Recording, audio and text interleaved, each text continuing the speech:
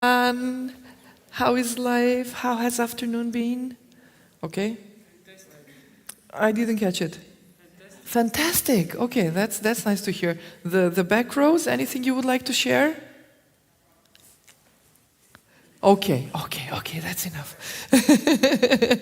So, thanks for coming here. We'll be hearing our last presentation on this stage for today by our one and only Almudena Rodríguez Pardo.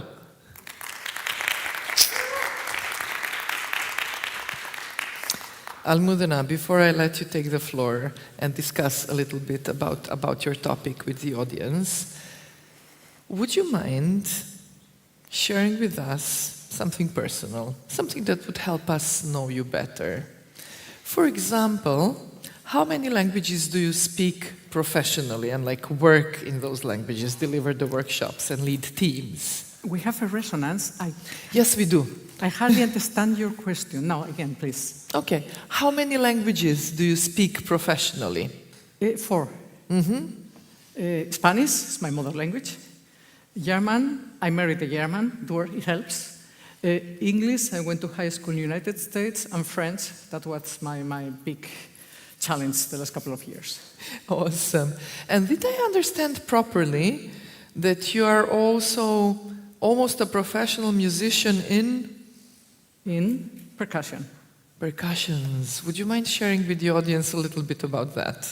Yeah, I'm crazy about classical percussion. I've got at home actually timpani, vibraphone, xylophone, and I was playing a lot once upon a time when I was young, before I came up with the idea of creating a company.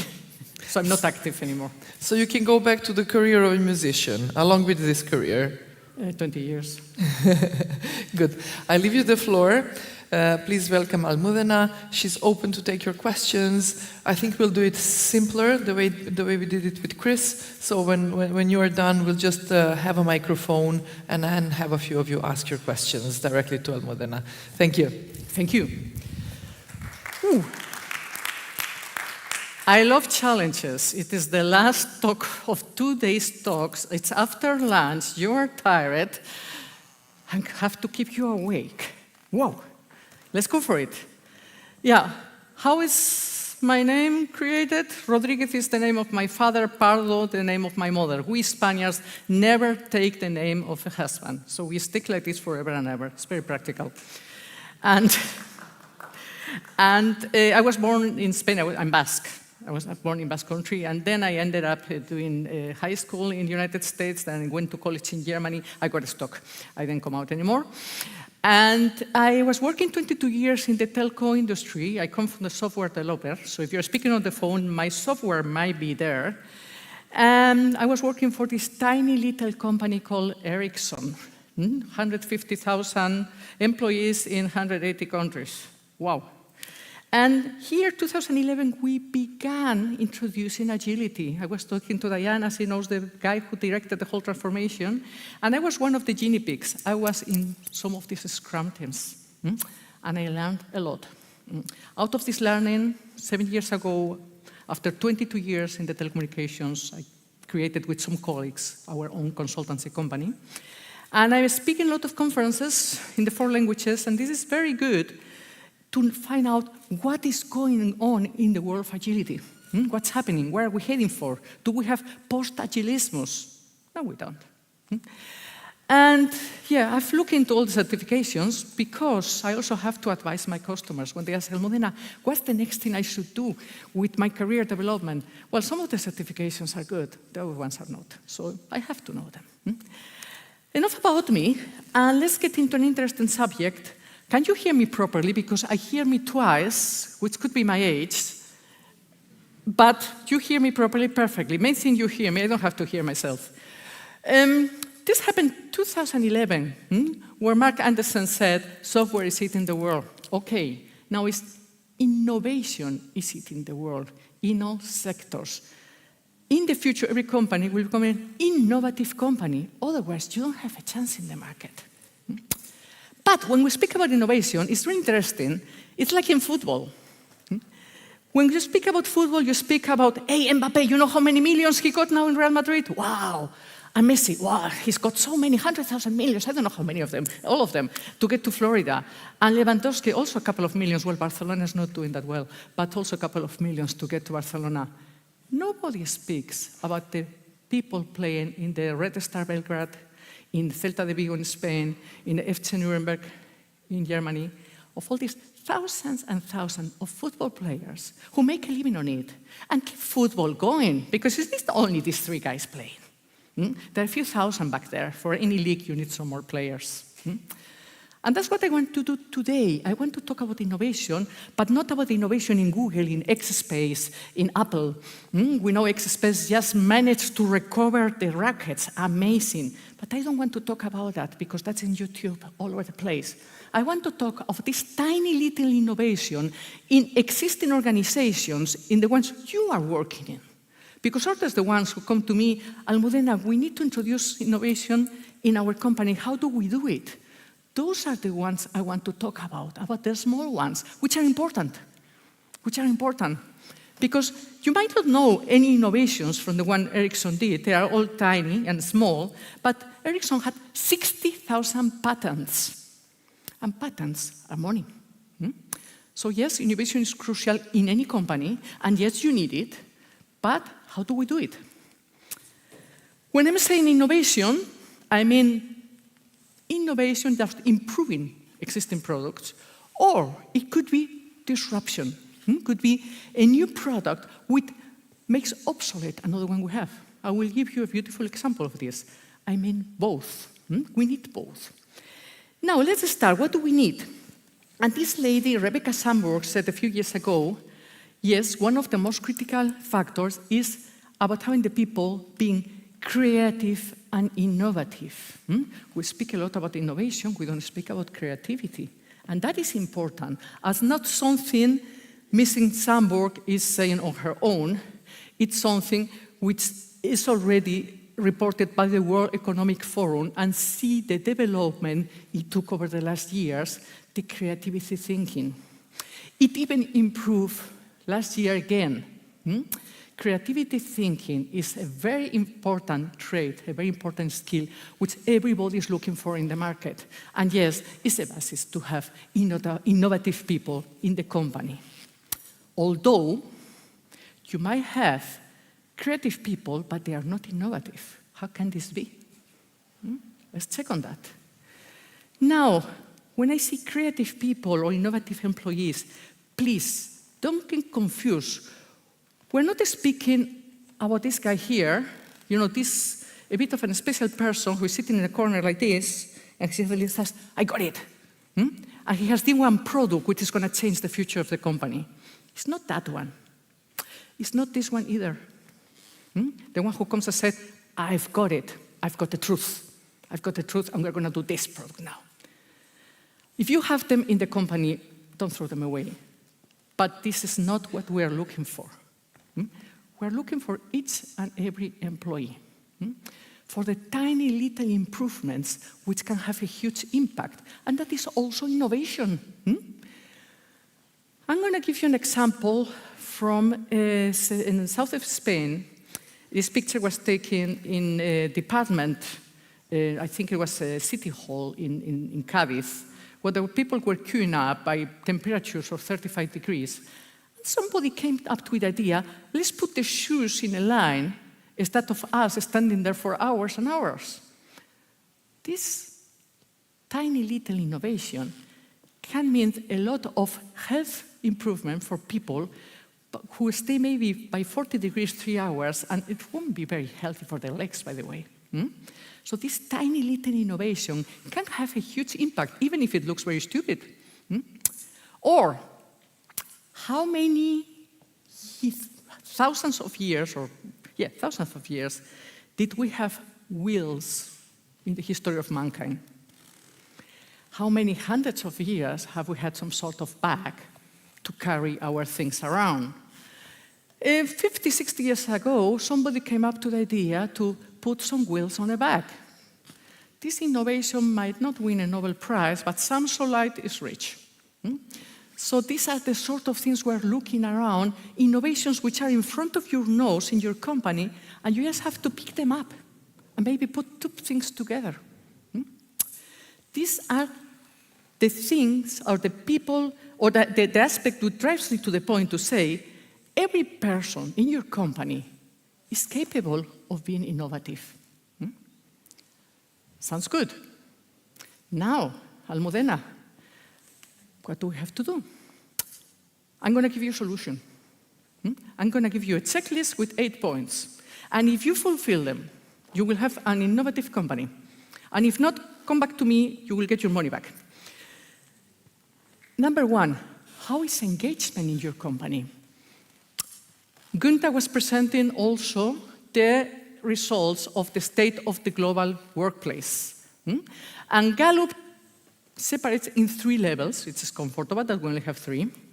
We have the engaged people who say, I really enjoy my work. I work with fantastic people. I get up and say, yes, go to work. We have the not engaged people who say, I have my salary, and it's okay. And at 5 o'clock, I drop my pen. Those are not great help, but this one is a problem. The one who say, I'm so frustrated, I'm not going to do anything. These people might be working against the company. Gunther was also beautifully presenting. Now, obviously, neither nor are going to be very innovative. If we have the hope of having innovative people in your company, it is the engaged ones. But globally, worldwide, the numbers we have is that we only have 23% of engagement. That means, if you're lucky, every 4th employee in your company is a potential innovator. But wait, it gets worse. In Europe, this number drops radically. In Europe, almost 90% of the employees are not engaged. Hopefully, only not engaged. So this is one of the first things we have to solve. What is happening in your company? What does it look like? What is the degree of engagement and motivation you have? I could have another speech now on intrinsic and extrinsic motivation and motivation factors. Do something about this. Secure engagement. Obviously, by these averages, we can be happy if you have a company where half of the people are engaged, but work on this aspect. Are the people motivated at your company? Because otherwise, nobody's going to innovate. That is the first factor we have to solve. Closely related is trust. And to keep you awake after lunch, we're going to have a small exam now. This lady here, is she working?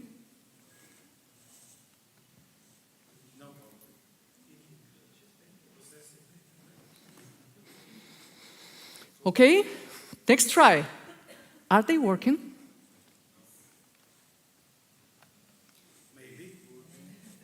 Maybe. Let's be nice.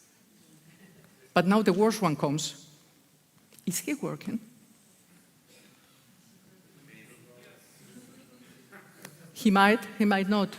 You will never know. Don't even try to control this.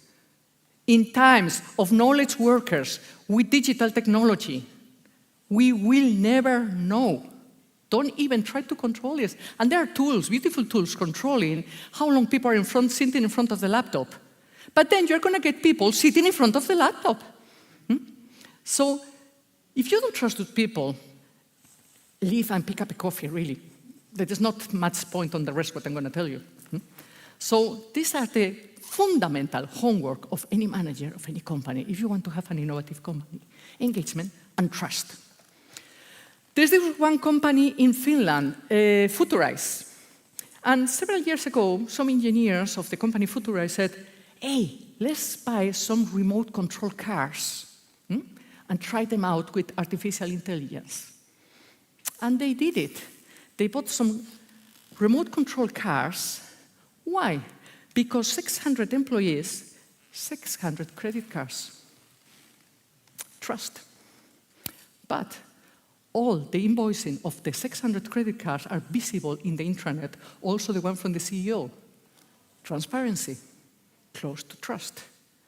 Now, still, the CEO arrives in the morning and sees engineers playing with their cars through the corridors of the company. You need a lot of trust, not to kill them. and think that they are working.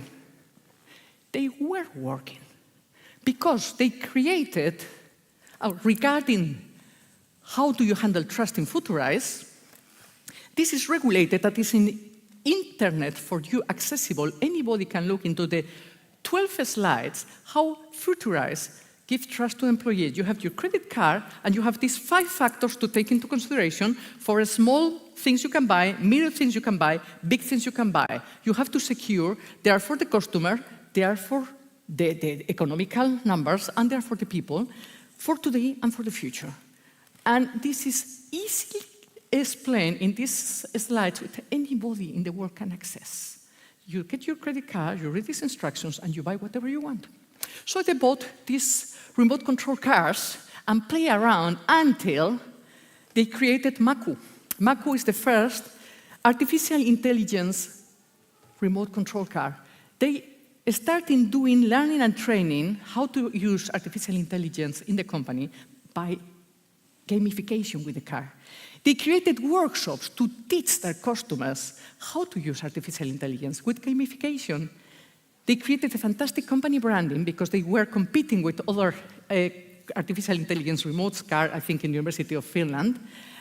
And they created the whole thing, everything they did was open source for the community. So this happens when you trust the people, and when you're a CEO who arrives to the company and see the engineers playing with the cars in the corridor, and you say nothing. Then think twice, how much trust do you have on the engaged people? And how many engaged people we have? Number 3, time. As simple as that. Does your people have time? It's a cow criterion. If we don't have time, also, no point in listening any further.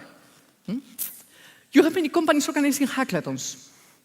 To be honest, I don't like them. I'll explain later why. I had some bad experiences. And we have seen a lot of things being tried out. In Ericsson, we had Friday Try Day. In Friday, you could try things out. In 3M, since 1940, any engineer has 16% of their time to try things out. It's also a good approach. And guess when these POSITs were created in 3M? Certainly not in a project. And Futurize gives 30 creative hours a month to any employee. And if you put it open source in internet, whatever you have done, they will pay them. Complete different approaches for time. Choose one. There's one more. Safe. Oh my God, this rigid framework everybody's bitching around. It's innovative. Well, SAFe has planned, after every 3 or 4 sprints, one innovation sprint. So at least there is a plan there, and there's some space and time for it. We can discuss, Almudena, that's not enough. So, sorry, it's better than nothing. And most of the companies I know, they have nothing. So I have given you an inspiration of 4 or 5 possibilities how to apply time for innovation in your company. Choose one or choose all of them, but make sure you have one. Because these 2 guys, Bill and Jan, 2007, they created WhatsApp. At that point in time in the telecommunications, we had the technology in-house. We had it. It's not rocket science. But we didn't have time because we were so busy working on the projects for the SMS. How many SMS did you send today? I got one from AgileSerbia that I am flying tomorrow. And another 30 or 40 WhatsApps from everybody else. We didn't have time in the telecommunications, and they took us a business away from millions and millions. 7 years later, 2014, these 2 boys sold WhatsApp to Facebook for $20 billion. What did they have? What we all don't have? Time. They were unemployed. They had nothing better to do than sit around, open a beer, and create WhatsApp. Number 4, space. These are all the fantastic companies which have been created in a garage, and many more. So we started in several companies creating garage. This is the garage in Ericsson, Germany. It was even half a car hanging on the wall, where you have a creative room, a room where we could all get together to create ideas. We even brought customers inside for creative workshops. Now things have changed. Of course, the picture is before COVID. Now we also have digital rooms. And we have to rethink. We have to strongly rethink not only when, where do the people can try things out. You might need new technology or not. You might just only need, or maybe you need some Raspberry Pis. But do we have some place and some technology where people can go and say, we'll sit here together for a couple of hours and try things out? We solved it in Ericsson, Germany, with the garage. I've seen other things in other companies, and many people meet digitally. Whatever works out for you, it's fine, but secure the space is created.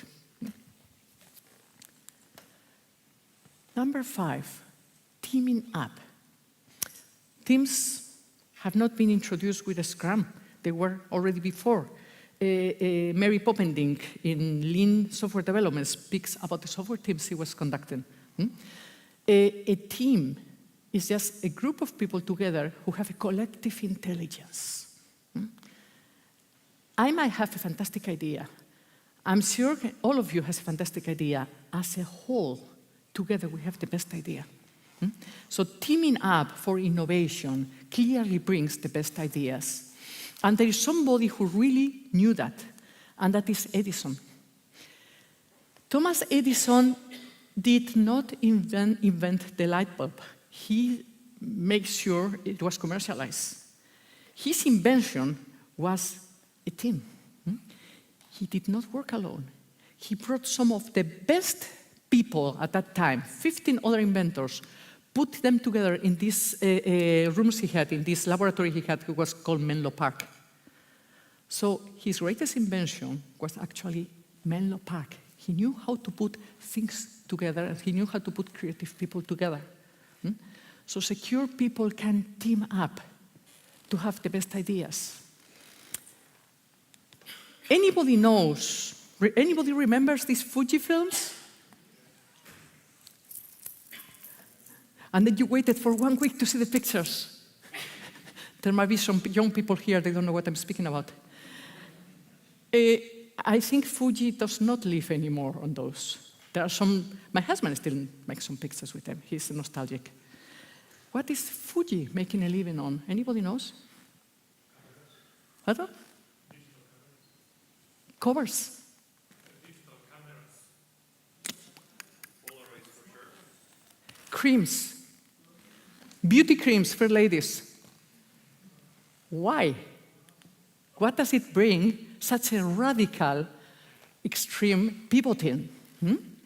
Because the structure of the film, of the camera film, is pretty similar of the structure of the skin. And many of the chemistry and many of the processes and the materials they were using for the films could be reused. Some of the knowledge could be reused to create creams. These are pretty much, it's a line of selling this Asta leaf. It's very well known in Asia.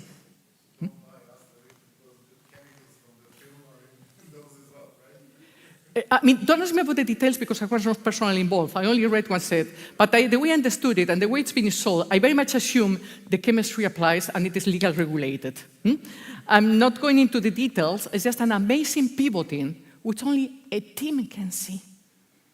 So make sure you put the collective intelligence together when you're trying to create innovation. Don't send everybody home to be innovative by themselves. Dual operating system. Kota said it already a long time ago. We need different tracks. We need a track for our traditional products. We need a fast track for our innovative approaches. And I was telling you I don't like hackathons because we had one experience when I was still an employee in Ericsson. We had hackathons and we had an amazing discovery. I wouldn't call it a discovery, but they're putting things together again. And some of our guys created a suitcase with an alarm on it. By now it is already in the market, but at that point in time, speaking 10 years ago, It was an innovation. And they created this suitcase with this alarm system, and the suitcase will start miming and making noise if somebody tried to steal it. And we were really proud. We were really proud. And we had a prototype. And we were proud. And we had a prototype. And we were proud. And it got through the corridors of the company and through the processes. 2 months later, another company brought it to the market. Because we tried to get this track for everything. You need a fast track. Some companies do spin-offs. Some companies create another company on purpose to secure they get them out of the standardized processes. It's also a solution, whether you do a legal solution or just another process, but create fast track for innovation. And this is what Kota growth, even 2012, you have the structure of your company, which we might need for stability, for the running projects, products, something is you're selling the market now and is paying the salaries. But for future approaches, you might create some networks. You might create some networks of these teams, which have a different process and can work quicker, and can do something which doesn't have to follow all the legal regulations. Whatever you do, if you have these innovative people with time and space, try things out before going for this one product where you have this product arrogance. How many people fall in love with their product? I was in a small startup with 5 people. We failed. We completely failed because the owner of the startup was in love with the product. He wouldn't listen to any advice. He just wanted to put it in the market with a big bang and not try things out. It will disclose too much information. So these slides, 600 slides, like this one for children, were put in a town without trying them out first and see what happened.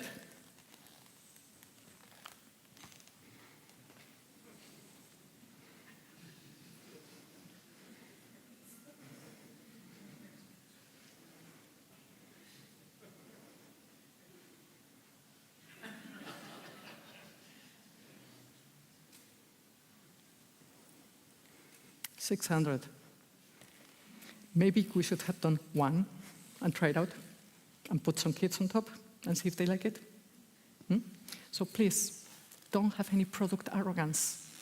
Don't treat your product. I had another company who told me, Almudena, because it come, try this out, put a small version with produce 200 pieces and put it in the market. Almudena, regulations of the company, they don't allow us to put anything in the market which does not produce money. Okay, do 2,000 pieces and pray that we are right. So try it out with this MVP, MMF, MLP, whatever you want to call it. Try it out. Involve any sector. You're a company, there are more companies. Create an ecosystem.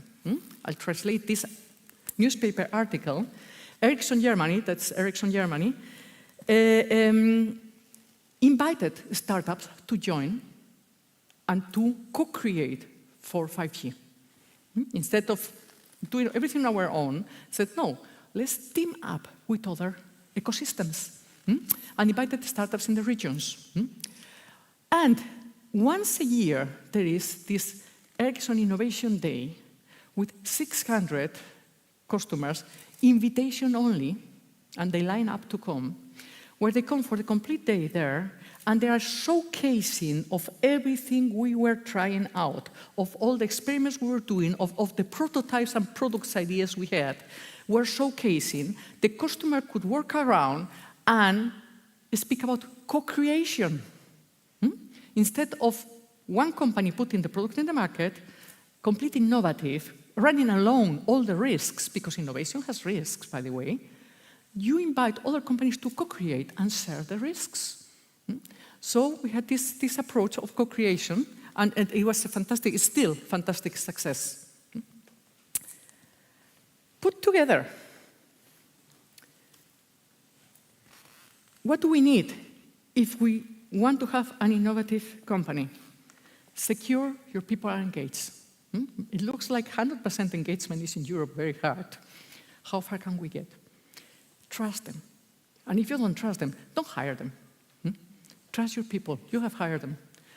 Give them time, whichever approach you like. I like the one from SAFE because it's a good starting point. At least for a sprint, every once in a while, we can all together innovate. If you don't like it, take another one. Create a space for innovation. Make it a bit comfortable and nice. It shouldn't be some room in the cellar. Make a nice place for innovation. Or maybe digital room, perfectly fair. Team up, give the opportunity to create teams. Secure the dual operation system, the fast track. Once there is an innovation in the air, make sure it can go to the market quicker than the competition, because that was our biggest problem. Big companies, small companies, they are quicker. Try things out with MVPs, MMF, whatever you want to call it. Try things out. Don't fall in love with your fantastic, innovative product because maybe nobody else falls in love with it. And involve any sector, clients, competitors, startups. Create co-creations environments because then you can share the risks. Whatever you do, do something. I really like this German sentence, which I'm going to translate right away, because just sitting around and hoping that your company will be innovative, it's like waiting for a ship at the train station. Things will not happen by themselves. And you have probably, in your companies, so far, have done an amazing job.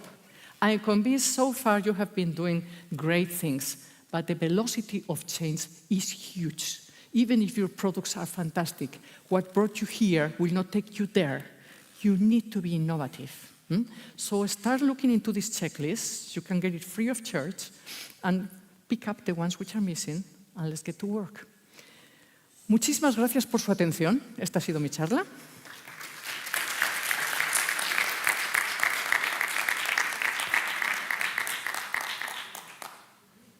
I hope I could inspire you. And I will take any questions in whatever way you want. And I kept it short on purpose because I get you're already tired.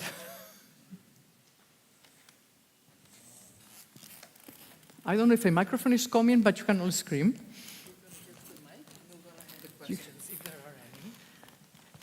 Any questions you can scream, I can repeat? Maybe I can, I don't know if everybody's hear me. So, is the order of these, how to say, improvements important? Yes. Yeah. Very good that you say that. Yes. Please.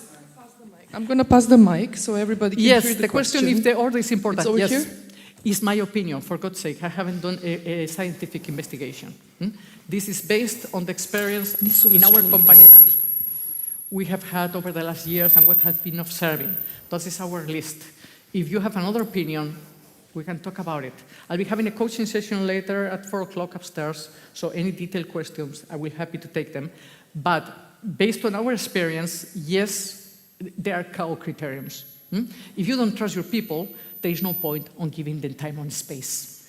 Because we had it, I had a customer in Sevilla where they thought they had to be modern and have the young people happy, so they put a football kicker. What do you call it in English? A football... Yeah, football kicker. And they had a football kicker for the young engineers to play, and they feel, well, it looks like a modern company, you have a football kicker. But the human resources responsible was staying in a corner, looking there. I said, come on, you have been already 10 minutes playing. At some point, the football kicker was not used anymore. Why do you put a football kicker if you don't trust the people? So saying, don't give them any time and space if you don't trust them. And even if you trust them, if they're not engaged and motivated, I'm not sure how far we're going to get. So my opinion is that is the right order, but like I say, it's our humble opinion from our company. You might have a different one.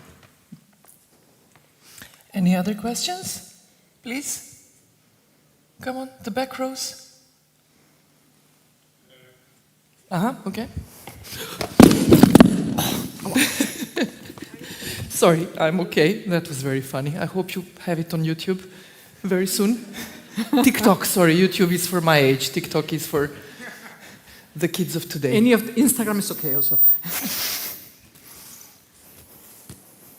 Hello. So the question is about the engagement. So people are used to do their regular daily work, so they have their areas of knowledge.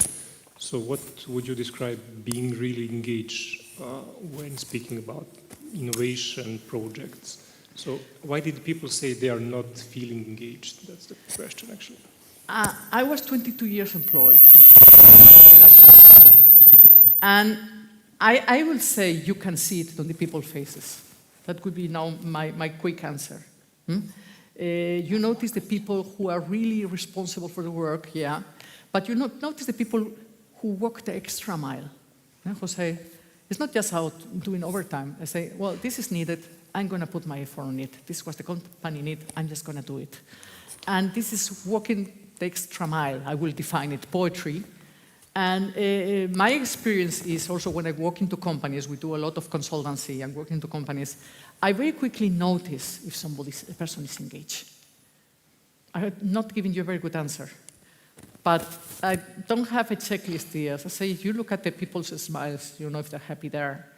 And of course, you'll have this other, which are working against the company. These are the ones who are in the coffee corner, bitching around the company all the time, but they never go. I had a colleague like that. He was every day bitching about the company in the coffee corner, every single day. 20 years later, this year, he took the retirement. So you very quickly notice who belongs where. I'm very thankful that Gallup only created 3 levels and not more. It's coming. Go deeper into your bad experience with the hackathon? Yeah, because it happens... Almudena, if you could repeat the question. Yeah, People my in the bad back experiences can with hear the hackathon. This one with the suitcase was traumatical for us, no? Because we're really proud of this suitcase. And we saw it couldn't move through the process of the company. And that's where I realized hackathon is not enough. You have to prepare the way for the invention to move on. And that's where big companies fail, the big multinationals. And many of you might be working in banking, might be working in telecommunications. They have a slower processes. You have also legal regulations. You need this fast track to call it somehow. And I've seen also in other companies where you have these hackathons and everybody was on fire and everyone was highly motivated and spend the night eating pizza and sleep in the sleeping bag. I'm out of that age, but they're at younger college. And then after 2 days and a small showcase where we show fantastic inventions, not much happened. Everybody went back to work. So I haven't seen that hackathons have a big impact in the innovation culture of the company. That is my personal problem with hackathons. If you have a better one, please, happy to hear more beautiful experiences. But this explanation from you, I would more relate to the missing fast track. Yeah. So it's actually not a hackathon problem. It's not a hackathon problem, but it might happen. In this case, was missing the fast track, yes. But it might happen in many companies that some things are there, created in the hackathon, and then they are not sure what to do with them because it's not the business models we have. They don't belong to the actual business models. And some companies, traditional companies, might have problems changing the business models. So that is why in hackathons, if you create things which might be too new for the company, it might also be frustrating. We have a question here. Sorry. I have one here, but I'll pick them up. Just to follow up. Yeah. Why would like something like Friday, what is the name? Work better than the current? Why Triad Friday will work better? In 2010, 2 investigators from the University of Manchester got the Nobel Prize for Physics. They isolated the graphene. And the graphene, it was known that the element exists, but nobody had isolated it yet, and they managed. So they got the prize, the money, a lot of pictures, and then they were asked about how did they do it. And it was Friday. They worked Monday to Friday on their regular work, which the projects were they were doing for University of Manchester, which they were supposed to investigate. And Friday at 4 o'clock, when the official time of working was over, they opened a beer and say, let's try something out. And in this spare time, which I think it was not even Friday, it was their own time, is where they discover the graphene. Or I have another company in Barcelona, a gaming company, online gaming. They have games all over the world, and they say to the engineers, on Friday, this Friday you can try whatever you want live in the Asian markets for this one game. It's probably not the most important game in the company and not the most important market, so if they break something, it won't be disaster, but they get some live market to play around on Friday. In Spain, you stop working at 2 o'clock in the afternoon on Friday. And the manager I was talking to is at Almudena. At 7 o'clock in the evening, they are still there, trying things out. I've put an avatar, look what he's doing. So that is the experience I have, that in many companies, Friday might be a bit shorter. Some companies say Friday there's no meeting, and gives an opportunity. If you say Friday, Monday works better for you, take it. So where can we put in a slot where more or less everybody could be innovative together? Here? Please. I saw here that you don't have, as one of the points, incentives for those who make or propose an innovation. In your experience, does it contribute to company being more innovative if you offer incentives, be it monetary or any else, to the employees or not? Thanks. We are open a Pandora box, the reward box. If you offer incentive for the best finding, you will have a clear focus, the incentive. Then the brain starts working differently. I start thinking not what will be the best invention, what will be the best way to win the money. And we start having people associating, say, hey, this 2,000 euros, if you and me try something together, we could make them. Let's isolate from the rest, make our own team. So all the perversions you can have where you put money on something, we know from the bonus systems, could happen. We might have some sort of motivation, recognition, reward, which is not necessarily monetary. You might have 1 day off, 1 day vacation extra. You might have cinema tickets for everybody. So, or sometimes it's just the satisfaction of seeing your product being developed. If I will be an innovator and see my product is going to be developed in the company, at that point, then the patent plays a game, and of course you're part of the patent, and then you have your money. So it gets as far as a patent, yes, you have your economic recognition. I won't give you a clear answer, but wherever you put money on somewhere, the perversions of mankind start playing a game. I was quality coordinator. I was running KPIs. I learned something. You want a number? We'll get it. You want an invention to get that money? We'll make it. But then you're not just doing it for innovation, you're doing it for the money. So, careful. I didn't go today into intrinsic and extrinsic motivation. That's for my next presentation. Any other questions? But make sure that they're from the behind so I can fall again. But on this side, to make it, symmetrical.